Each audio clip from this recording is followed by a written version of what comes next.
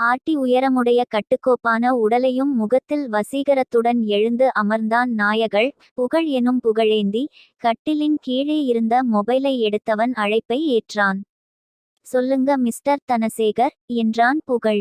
சேர், இன்றைக்கு முக்கியமான மீட்டிங் இருக்கு, அதுவும் 8 மணிக்கு. இப்போவே 7 மணியாச்சு சேர், உங்களுக்கு ஞாபகப்படுத்தலாம்னு எடுத்தேன் என்றார். நல்ல வேளையாக ஞாபகப்படுத்தினீங்க, அதை மறந்தே போயிட்டேன். இதற்கு நான் நீங்க வேணுனுங்குறது. குட் ஜோய் என்று அழைப்பதுதான் புகழ். நேத்து இத்திரேச சரக்கு போதையிலும் பொன்னும் பக்கத்தில் இருக்கும் போது இதெல்லாம் எப்படி ஞாபகம் இருக்கும்? உளே, இப்படி ஒருத்தரிடம் எந்த நல்ல பொண்ணும் சிக்கவே, அதே போல் என் பொன்னிற்கும் நல்ல பையன் ஒருத்தனை மாளானாக கொடு என்று கடுப்புடன் ஆரம்பித்து கடவுளிடம் பிரார்த்திக் கொண்டே முடித்தார்.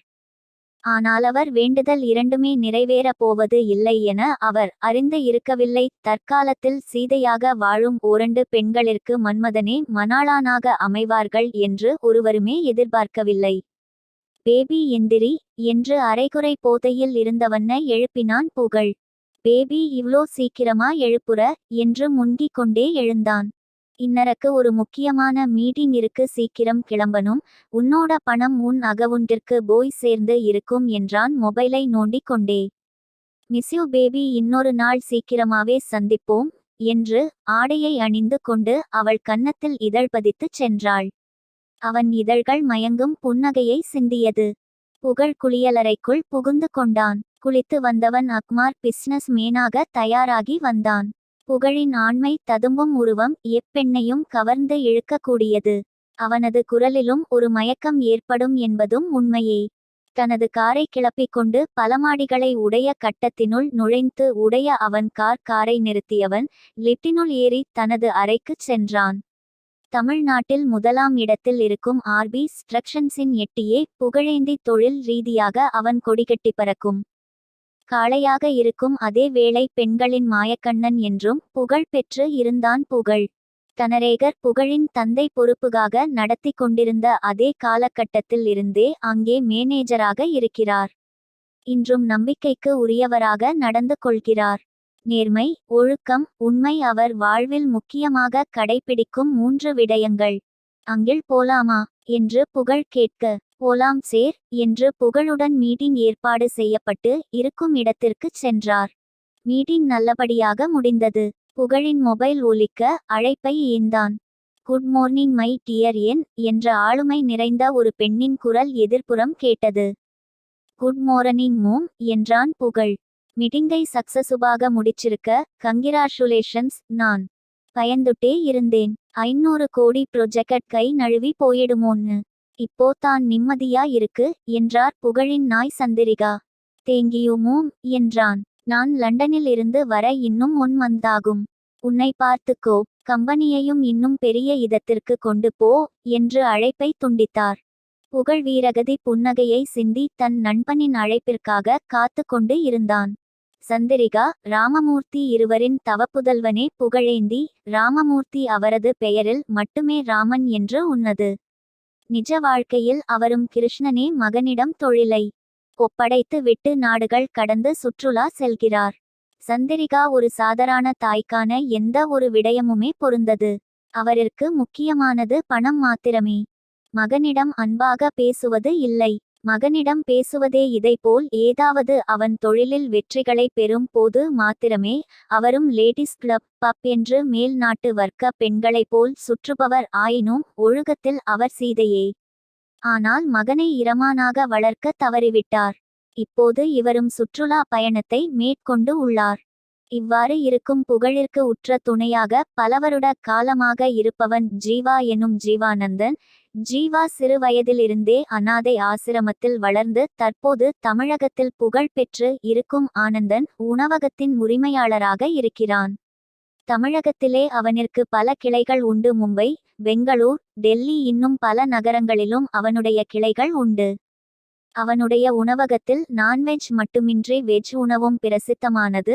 ஜூஸ் வகைகளையும் மக்கள் விரும்பி குடிப்பர். இன்று அவன் கட்டி கொண்டிருக்கும் ஹோட்டலை 5 ஸ்டார் ஹோட்டலாக மாற்றும் விஷயமாக ஆஸ்திரேலியாவிற்கு சென்று உள்ளான். ஜீவாவும் புகழும் ஒருவருக்கு ஒருவர் பெற்றோராகவும் இருந்து அன்பை பரிமாறிக் கொள்கின்றனர். ஜீவாவிற்கு இறை நம்பிக்கை அதிகம். புகழிற்கு இறை நம்பிக்கையில் ஈடுபாடு இல்லை. அனைத்திலும் ஒற்றுமையாக இருப்பவர்கள் இதில் மட்டுமே வேற்றுமையாக இருக்கின்றனர். இன்று அவனுடைய அழைப்பு வரும் வரையில் காத்து கொண்டு இருக்கிறான். புகழ் அவன் மொபைல் ஒலிர அவசரமாக அழைப்பை ஏற்றான். குட் மார்னிங் மச்சி என்றான் புகழ். டேய், இப்போ எனக்கு குட் ஆஃப்டர்நூன் பா என்று கூறி சிரித்தான். ஜீவா, சொரி, ஒரு ஆர்வ கோளாறில் பேசிட்டேன் என்று அசடு வழிந்தான் புகழ். பின்மேற்கோள் குறி, வாழ்த்துக்கள் மச்சி, ப்ரொஜெக்டை சக்சஸ் பண்ணிட்ட என்றான். தேங்கியூட்டா என்றான் புகழ். சாப்பியா என்று ஜீவா கேட்டி. புகழின் கண்கள் கலங்கிவிட்டன. இன்னும் இல்லை டா என்று புகழ் கூற, கிரீனாக ஏதாவது பேச வைக்காமல் போய் சாப்பிடு என்று கடிந்து கொண்டான் ஜீவா. நீயும் இன்னும் லஞ்ச் சாப்பிட்டு இருக்க மாட்ட? வேலை இருந்தால் உனக்கு பசி தாகம் தெரியாது. போய் சாப்பிடு, அப்புறம் நான் சாப்பிடுறேன் என்றான் புகழ். இதுவே இவர்களின் நட்பு. ஒருவருக்கு ஒருவர் துணையாக நிற்பர். சரி டா, எனக்கு நாளைக்கு வேர்க் முடிஞ்சிரும். ஈவினிங் பிளைட்டிலே இந்தியா வருவேன் என்றான் ஜீவாட. சரி டா, எல்லா வேலையையும் முடிச்சிட்டே வா என்று அழைப்பை துண்டித்தான் புகழ். இருவரும் சாப்பிடும் போது செல்பி எடுத்து மற்றவருக்கு அனுப்பினர். பின் இருவருமே தத்தமது வேலைகளில் மூழ்கினர். ஜீலா ஆட்டி உயரமான ஆணுக்குரிய அத்தனை அம்சங்களும் அயனிற்கு பொருந்தும். அவனுடைய புன்னகையில் விழாத பெண்களே இல்லை. அவன் பார்வையும் மயக்கும் பார்வையாக இருக்கும். அவனும் நண்பனைப் போலவே அனைவரின் மத்தியிலும் மாயக்கண்ணன் என்று பெயர் எடுத்து இருப்பவன்.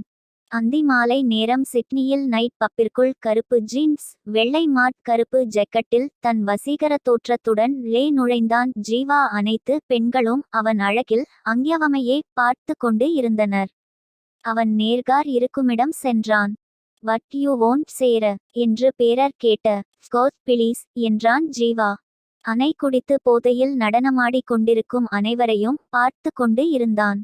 ஜீவா என்று குழறியபடியே அரைகுறையான ஆடையுடன் ஒருவள் கேட்க. ரோசி எனவரான ஜீவா. ஹென்சம், உனக்காக தான் வெயிட் பண்ணிட்டு இருந்தேன் என்று குழைவாக பேசினாள் அவள். இருவரும் சேர்ந்து நடனமாடினார்கள். பின் அவளை அழைத்து கொண்டு தனது அறைக்குச் சென்றான் ஜீவாட. அடுத்த நாள் காலையில் ஜீவா அனைத்து வேலைகளையும் முடித்து இந்தியாவிற்கு செல்வதற்காக ஏர்போர்ட் சென்றான். மாலை அவன் இந்தியாவை அடைந்தான். அவனை அழைத்துச் செல்ல கார் வந்திருந்தது. அவன் ஏர்போர்ட்டை விட்டு வெளியே செல்ல, ஹலோ சேர் என்று டிரைவர் அவனுடைய பேர்க்கை வாங்கி காரினுள் வைத்தான். ஜீவா பின்னிருக்கையில் அமர்ந்து மொபைலை நோண்டிக் கொண்டு இருந்தான். அம்மன் கோயிலிற்கு போக வேணும் என்று ஜீவா கூற டிரைவரும் அவன் பொதுவாகச் செல்லும் கோயிலுக்கு வண்டியை செலுத்தினார். கோயிலிற்கு சென்று வீடு திரும்பும் வழியில் கார் திடீரென்று நின்றது. என்னாச்சு என்று ஜீவா கேட்க, தெரியாது சேர், நான் போய் பார்க்கிறேன் என்று டிரைவர் இறங்கி சென்று பார்த்தார். சேர், மெக்கானிக் வந்து சரி பண்ணனும். நான் போய் மெக்கானிக்கை அழைச்சிட்டு வரேன் என்றார். இதையெல்லாம் முன்னாடியே பார்க்க மாட்டீங்களா என்று ஜீவா சற்று கண்டிப்பு குரலில் கேட்க, சொரி சேர் என்றார் தலை குனிந்து கொண்டே. நட்சத்திரக்குறி போங்க, போய் சீக்கிரமா மெக்கானிக்கை அழைச்சிட்டு வாங்க என்றான் ஜீவா. அவர் சென்றதும் ஜீவா காரிலிருந்து வெளியே இறங்கினான். அங்கே மரங்கள் இடையிடையே இருந்தது. இயற்கையான காற்று ஏசியில் இருந்தவனை தழுவிச் செல்ல அவன் உடல் ஒரு முறை சிலிர்த்தது. கண்மூடி காரில் சாய்ந்து அந்நேரத்தை இரசித்து கொண்டு இருந்தான். அப்போது பூ என்று கத்தும் தேன் குரல் அவன் காதை வந்தடைந்து நொடிகள் கடக்க அக்குரல் தன்னருகே கேட்டது. மெதுவாக கண்களை திறக்க எவரோ அவன் பின்னால் ஒளிந்து நிற்க முன்னால் இருப்பவர் தண்ணீரை ஜீவாவிற்கு வீசினார். ஜீவா தன் முன்னால் இருப்பவரை பார்த்து அதிர்ந்தான்.